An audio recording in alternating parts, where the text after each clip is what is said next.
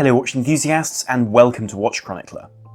Over the last few years, dive watches have become some of the most sought after models from their respective brands. The combination of whimsical looks reminiscent of the glory days of diving and the practicality of a high water resistance has made this genre a winning formula.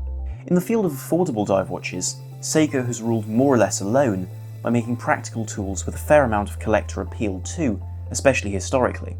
Of course, there have also been other options too, in the form of their sister brand Orient, or in the many microbrand offerings currently on the market. The brand in today's video, however, is somewhat different and seems to have become another favourite with a very individual and different emphasis. You see, Spinnaker is part of a much larger and rather wealthy brand, and so can offer a very different product to, for example, a microbrand with comparably few employees and resources. In today's video, I've been provided with two models from Spinnaker, the new Hydrofoil and the Bradner, to see if these have become the budget-friendly dive watches of choice, or whether they still have some distance to go. Now, at this point, I would like to say that this video is sponsored by Spinnaker, but rest assured that I'll be entirely honest with you, as I do have criticisms of these products, which I won't simply skirt around. First of all, we should take a look at the watches which I have in front of me. The older model is the Bradner, a watch now in its second generation, and one which celebrates the era of supercompressor cases. These were watches which often featured two crowns, with one for the internal bezel. These used water pressure to tighten at depth and keep the watch from leaking. In fact, early versions of the Omega Seamaster 300 used this very technology for their crowns, but more on this later. The design of this watch is very much rooted in the Mediterranean sun in the 1960s, with a rich sunburst blue dial and a double-step bezel leading up to the domed sapphire crystal, a rarity for this price. The dial of this version is extremely multifaceted, with applied markers, a raised chapter ring, and a raised internal bidirectional bezel. The case isn't small, but as you'll see, wears small for a 42mm watch, with a reasonably hefty 15mm thickness. At this watch's heart is a Seiko NH35. The second watch here is very different as a product, and may have a broader appeal.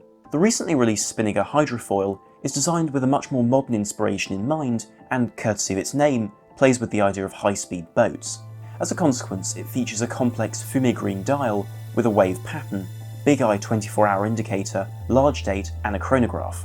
The movement at its heart is the Seiko VK71, which is a mecha quartz movement to give mechanical-looking seconds. Whilst the general design is very much in line with Spinnaker's other products, the integrated bracelet and curved aluminium bezel are very much worthy of discussion. The first criterion to consider is quality. If you're interested in watches, quality should be a serious priority. Across the field of affordable horology, there's an immense range from the phenomenal to the truly woeful. These Spinnakers operate just below Seiko's current price range, at about the same price as a Dan Henry, in the mid £200. Consequently, I need to be quite clear that these watches need to be judged against watches of the same calibre. Across both watches, the material of choice is stainless steel, with a predominantly brushed finish with some polished accents. Under close inspection, the grain of the finish is well done and consistent, something particularly important for the Hydrofoil and its integrated bracelet. Looking at the Bradner first, this watch is a very tried and tested design for Spinnaker, and in its second generation, shows considerable improvement with a smoother internal bezel and very appealingly brushed hands. The detailing here really is eye-opening, and the dial detailing, for £225 on a strap, is better than I could have wished for. The three-dimensional bezel is perhaps the highlight of this package, whilst the printing is excellent.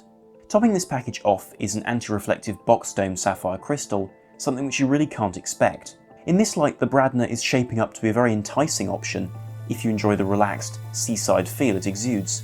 Compared to the Bradner, the Hydrofoil and its exotic name present a very different option, a diving chronograph. Whilst this watch is of the same level of quality as the Bradner, I do get the sense that it's a more evolved product, something which is understandable given its recent launch date. First of all, the bracelet is part of the equation, whether you like it or not, as it's integrated and tapers from 23mm down to 20. The advantage here is that it balances the relatively heavy case well. The clasp itself is simple, but features a nice solid elbow joint. The case speaks of experience in the construction of watches for this price, especially as it includes lovely curves on the case sides. The bezel, for instance, is near unique in domed aluminium to give a matte green and extremely smooth finish. This is paired with a subtly domed sapphire crystal used just to give a completely smooth surface across the top of the watch. The detail doesn't end there, as courtesy of the elevated tachymeter, the bezel seems the same level as the dial. It's difficult to show on camera, but the effect really is fantastic. The dial is also of good quality, but I admit rather busy for my liking. With that being said, each component, whether the waves, the sunken and rimmed subdials, or the date, is executed well for the price. If you're enjoying this video, please like, share and subscribe. It really helps to keep these videos coming. Also, follow us on Instagram to catch news about the watches you deserve to know about. If you want to see the rest of our content, including articles and podcasts, head over to watchchronicler.com. Of course, both watches show some signs they've been made to a clear budget, some of which are entirely justifiable, and others which really could be improved. In the first camp we have the somewhat wobbly internal bezel of the Bradner, although if Longines struggles to get this right, I can't see Spinnaker doing any better for a little under a tenth of the price. The less forgivable issue with the Bradner is its thickness. For a watch of this water resistance, a 15mm thickness is rather a lot, especially when you see the amount of space behind the exhibition caseback, even if the bezel mechanism was bound to thicken the case somewhat. For the hydrofoil, there are issues too, such as the rather generic caseback and some blemishes on the hands. The bracelet, whilst built from extremely sturdy solid links, uses split pins rather than screws, which, whilst more secure I admit, are a bit more difficult to size than the equivalent screw. The only problem with criticising these watches though, is that I'm not convinced that you can find any better for the price with the same scale of production. Perhaps more important a question is whether these watches make sense as dive watches. The Bradner with an automatic Seiko NH35 movement, with a 40-hour power reserve, hacking hand winding, and Seiko's ingenious magic lever winding system, takes a more traditional approach. Additionally, due to its double crowns, of which only the lower is screwed, the water resistance is less at 180 meters. Even so, I've no reason to doubt Spinnaker's claim, even if, given that even true supercompressors sometimes leaked when the bezel was used underwater, I would leave it alone once submerged. The hydrofoil, on the other hand, takes a very different approach, with one of Seiko's mecha quartz movements, the VK71. This mixes some of the feel and motion of a mechanical chronograph with the accuracy and, let's not deny it, affordability of a quartz movement. It also allows the watch to have a very tall dial, 200 meter water resistance, but still be thinner than the Bradner. For a diver, it has a screw-down crown, screwed pushers, and a bezel which, with 120 clicks and a very clear readout, will be more useful than an internal equivalent.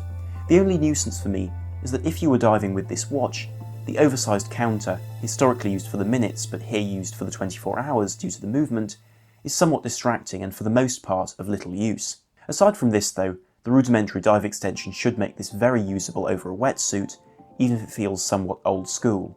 Somewhere where these pieces really shine is in the dark, as both feature fully luminous bezels and very extensive dial luminescence. Of course they can't be compared to something like a £2,000 Seiko Marine Master, but for their price they really can give a Seiko a run for its money with a fair few hours of legibility. On my 7-inch wrist, the Bradner wears much smaller than its specified dimensions, and the case sinks well into the wrist to be out of the way, whilst the crowns can easily be accessed. I haven't tried the steel bracelet, but the leather strap is thick, waxy and waterproof. Most importantly, it is comfortable. Being slimmer and very well balanced, the hydrofoil is from a different world where comfort is concerned, as it sinks into the wrist and both the pushers and bezel can be very easily manipulated. So where does this leave us? Well, these aren't quite perfect watches, but I don't think they need to be.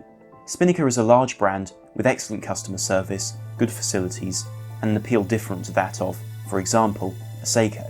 These watches have a sense of humour, and what they lose in professionalism as dive watches, they gain in charm. Ultimately, in their price range, these watches give very good quality, and as per the brand's intentions, a lot of charming details. Clearly then, these are a very different option to other choices. They aim for enjoyment rather than outright professionalism, and in this light you can see why they can enjoy more exotic dials, better detailing, and nicer straps than elsewhere at this price. Ultimately, I think you're getting a very appealing option with these pieces, if it's a type of watch which suits you. So what do you think? Are these Spinnaker serious contenders at this price range for you? Thank you very much for watching, and remember to like, share and subscribe if you enjoyed the video. This is Armon from watchchronicler.com, out.